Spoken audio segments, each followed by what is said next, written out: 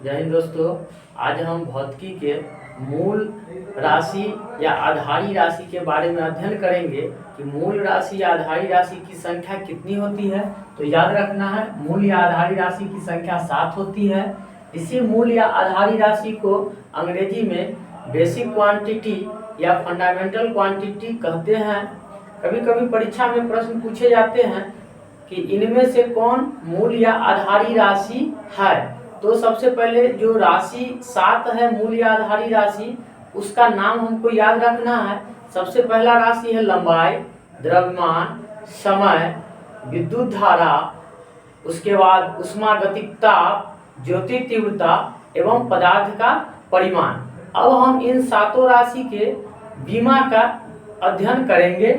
सबसे पहला राशि है लंबाई। इसको हम अंग्रेजी में लेंथ बोलते हैं, और लेंथ में जो पहला अक्षर है लेंथ का एल, यही जब हम कैपिटल में लिखेंगे कैपिटल एल, तो यह लंबाई का बीमा हो जाएगा। इस प्रकार से लंबाई का बीमा क्या होगा, कैपिटल एल। दूसरी मूल या आधारी राशि का नाम है द्रव्यमान। इसको अंग्रेजी में मास कहते हैं, और मास में पहला अक्षर जो है एम है स्मॉल में, यही कैपिटल में जब हम लिख देंगे कैपिटल एम, तो द्रव्यमान का बीमा कैपिटल एम हो जाएगा। उसके बाद है समय। इसको हम अंग्रेजी में टाइम कहते हैं। टाइम में पहला अक्षर है टी, यही टी जब कैपिटल में लिख देंगे तो समय का बीमा कैपिटल टी हो जाएगा।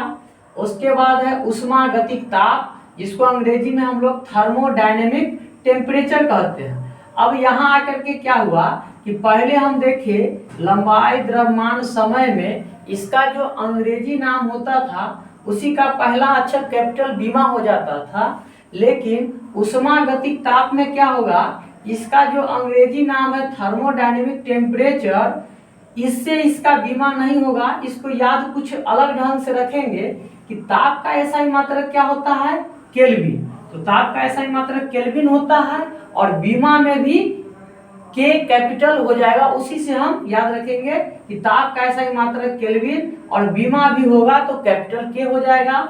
उसके बाद यहाँ लिखा है एक साथ ऊष्मागतिक ताप में, यहाँ ऊष्मा है, ऊष्मा को हम अंग्रेजी में हीट कहते हैं। हीट से हम संकेत याद रखेंगे, हीट का संकेत होता है एच, एच से हीट लिखते हैं तो कैपिटल एच। इस प्रकार से हो गया ऊष्मागतिक ताप, जिसको थर्मोडायनेमिक टेम्परेचर कहेंगे, इसका बीमा कैपिटल के या एच होगा। इसके बाद है विद्युत धारा, जिसको हम लोग इलेक्ट्रिक करंट कहते हैं। इस नाम से भी इसका बीमा नहीं होगा। विद्युत धारा को हम लोग कैपिटल आई से सूचित करते हैं, और कैपिटल आई ही इसका बीमा होगा।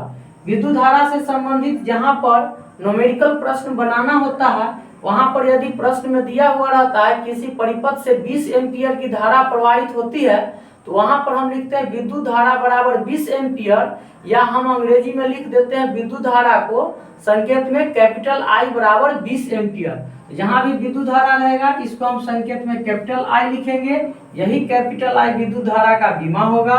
उसके बाद है ज्योति तीव्रता, जिसको ल्यूमिनियस इंटेंसिटी कहते हैं, इसका बीमा याद रखना है कैपिटल सी होगा। और उसके बाद है पदार्थ का परिमाण, या कहीं कहीं पर पदार्थ की मात्रा भी लिखा रहता है, दोनों सेम चीज है।